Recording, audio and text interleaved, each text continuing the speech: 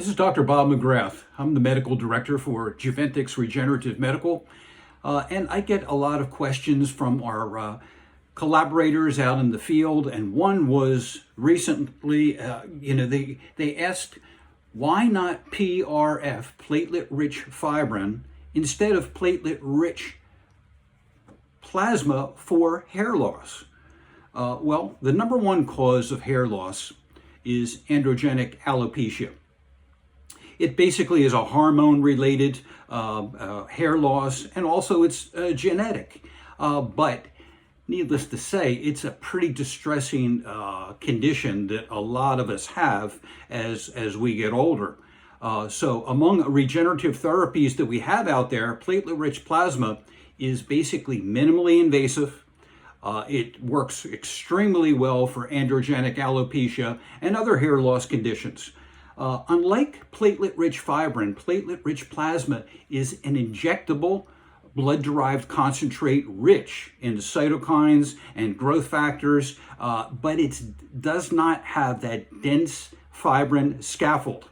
And basically up in the scalp area, you don't have a lot of room, but also when you put platelet-rich plasma in there, you want it to diffuse around all the hair follicle areas. Platelet-rich fibrin, although it is fantastic as an anti-inflammatory, it kind of stays where you put it. The thing is that, again, androgenic alopecia, you have to go throughout all the scalp areas, and it's much, much easier to do with platelet-rich fibrin. But there's also something more important than that. The follicles, there's inflammation in those follicles. They call it miniaturization, and it's a very short anagen phase. Now, what anagen is the growth phase of hair. Telogen phase is the resting phase. So what happens with androgenic alopecia, okay, these hair follicles go into this resting phase and they need to be stimulated out of it. So this stimulation is caused by the growth factors and the cytokines that are incorporated in platelet-rich fibrin.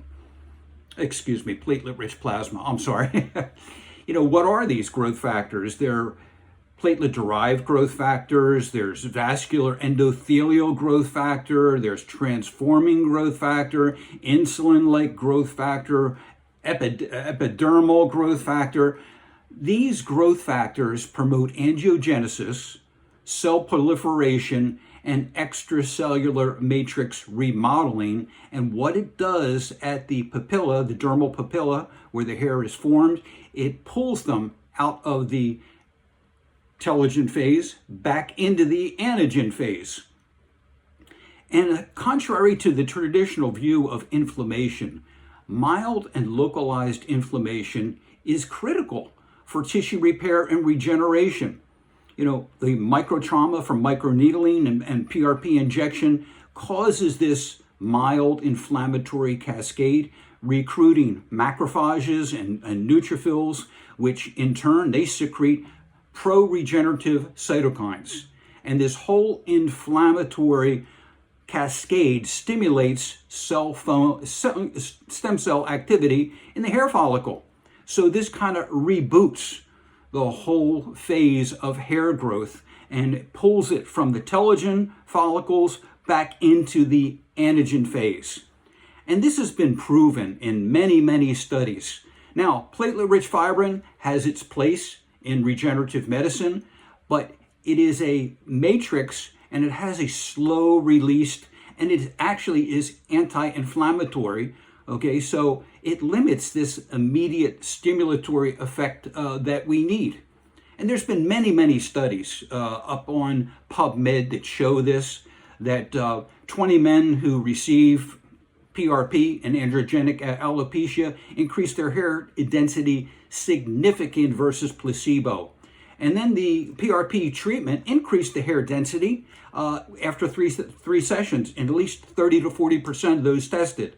While PRF, again, has its place in medicine, but going back, it lacks that fluidity.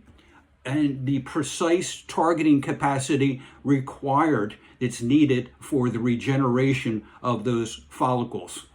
PRF doesn't have the same inflammatory cytokines. It has many anti-inflammatory cytokines, and what we want is a little bit of inflammation to stimulate what we talked about, that regenerative cascade, to pull the follicles from the telogen back into the anagen phase, and this basically awakes the follicles down there, and that's how you get hair growth.